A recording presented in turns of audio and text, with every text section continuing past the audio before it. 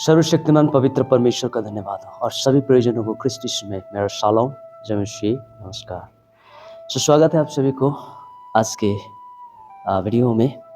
विशेष करके मैं पिछले वीडियो में आप लोगों को बताया था कि एक सच्चा सेवक किस प्रकार से प्रभु की सेवकाई में आगे बढ़ सकता है। मैंने बताया था कि एक सेवक को सेवकाई करना और एक मसीही आत्मिक जीवन जीना उतना आसान नहीं है, बहुत कठिन है, बहुत ही परिश्रम है और बहुत सारे समस्याओं से होकर गुजरना पड़ता है, परीक्षाओं से होकर गुजरना पड़ता है। इसलिए एक मसीही जीवन जीना या एक सच्चा अगुआ का जीवन जीना आसान नहीं है। प्रियो, मेरा विषय है आत्मिक और सच्चा सेवक और ये विषय को मैं पूरा करूँगा पार्ट बाय पार्ट वीडियो के द्वारा। आत्मिक और सच्चा सेवक कौन हो सकता है? परमेश्वर का आत्मिक और सच्चा सेवक, उनकी गतिविधि और उनका व्यवहार कैसा हो सकता है? पवित्र शास्त्र बाइबल के अनुसार परमेश्वर का आत्मिक और सच्चा सेवक वो है जो परमेश्वर की इच्छा को खोजता है और परमेश्वर के मार्ग में चलता है और अपनी इच्छा का अनुसार नहीं परंतु अपनी इच्छा को परमेश्वर में रखकर परमेश्वर की इच्छा को अपने जीवन में पूरा करता है।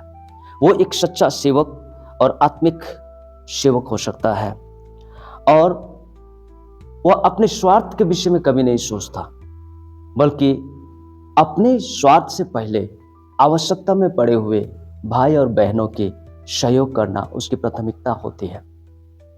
और यही गुण आत्मिक और सच्चे अगुआ का गुण है।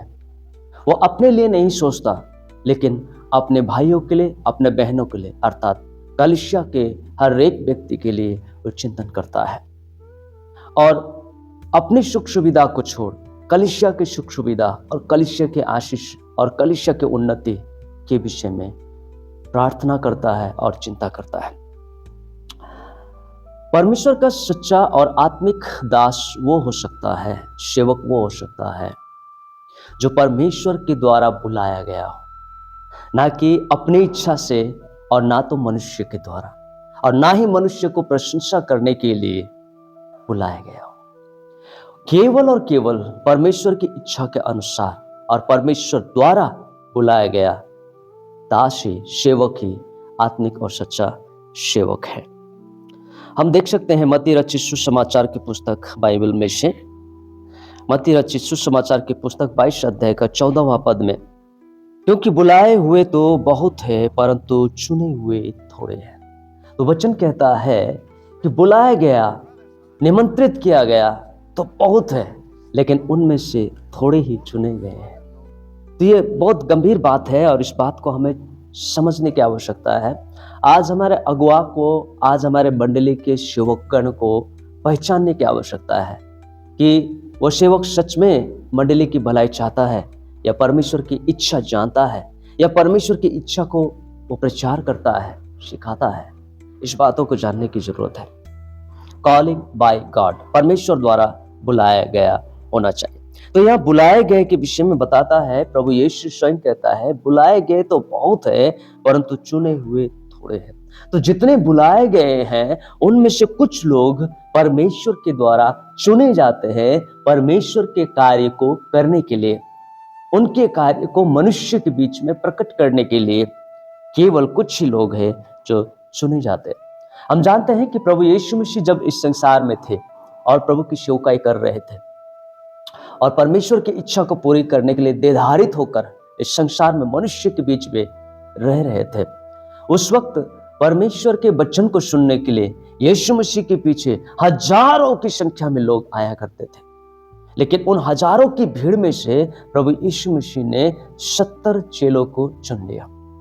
लूका रचित सुसमाचार 10 अध्याय का 1 से लेके 4 पद में हम पाते हैं,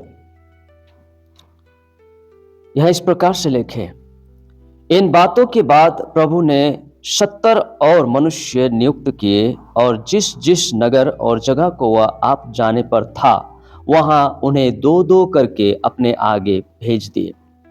उसने उनसे कहा, पके खेत बहुत है परंतु मजदूर थोड़े हैं, इसलिए खेत के स्वामी से विनती करो कि वह अपने खेत काटने को मजदूर भेज दे।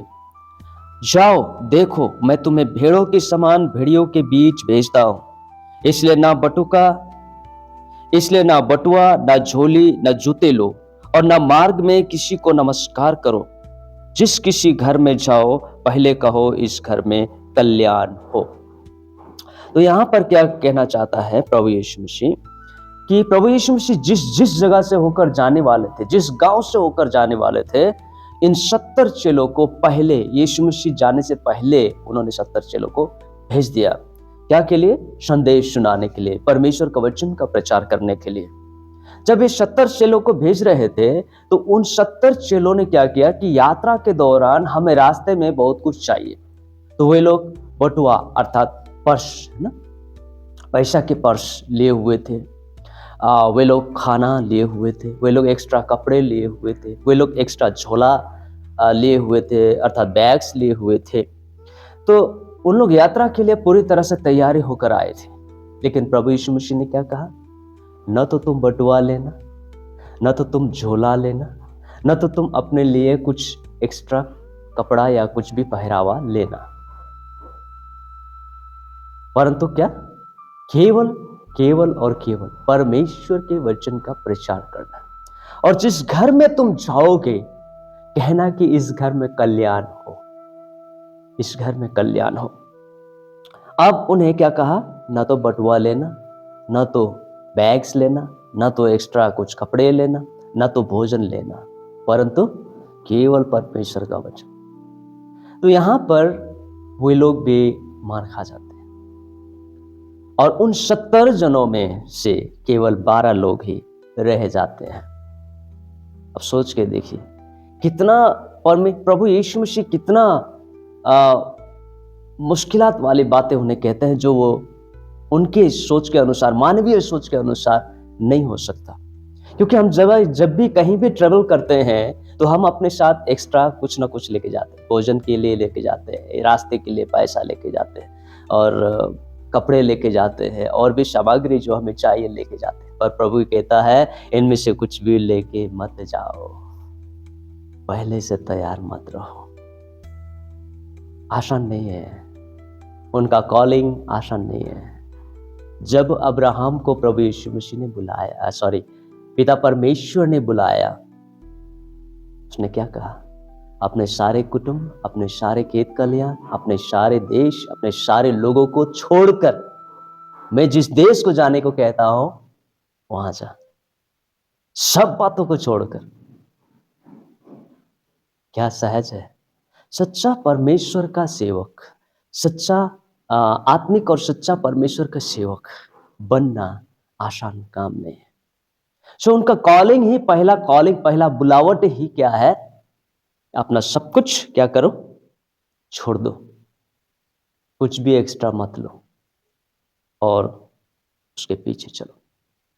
यीशु ने और एक जगह अपने चेलों को कहता है, जो कोई मेरे पीछे आना चाहता है वो क्या करे?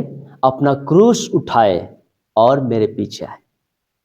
तो यहां कहने का मतलब है कि परमेश्वर का सुसमाचार के कार्य के लिए, परमेश्वर का सुसमाचार का प्रचार करने के लिए आपको एक्स्ट्रा कुछ लेने की आवश्यकता नहीं है, परंतु परमेश्वर स्वयं आपकी आवश्यकताओं का प्रबंध करेंगे। क्रूस उठाकर उसके पीछे चलने का मतलब है आप जिस परिस्थिति में हैं, जिस अवस्था में हैं, आप उसी अवस्था में परमेश्वर के कार्य को करें। जब हम सोचते हैं कि जब अच्छा दिन आएंगे तो हम करेंगे, जब हम सुसंपन्न हो जाएंगे तो हम करेंगे, जब हमारे पास में सब कुछ अच्छा रहेगा तो हम करेंगे, तो ये कभी नहीं हो सकता। पर प्रभु हमें कहता है कि हम जिस परिस्थिति में हैं, हम उसी परिस्थिति में प्रभु की सेवकाई करें। धन्यवाद। आज हम इतने तक देखते हैं और आने वाले एपिसोड में हम देखेंगे परमेश्वर द्वारा चुना जाना, वो किस प्रकार से चुनते हैं। कॉलिंग तो बहुत है, बुलाए गए बहुत है, उन्हें बताए भी गए हैं, लेकिन चुना हुआ थोड़ा है, और वो चुनाव परमेश्वर किस प्रकार से करता है। धन्यवाद। जय मसीह।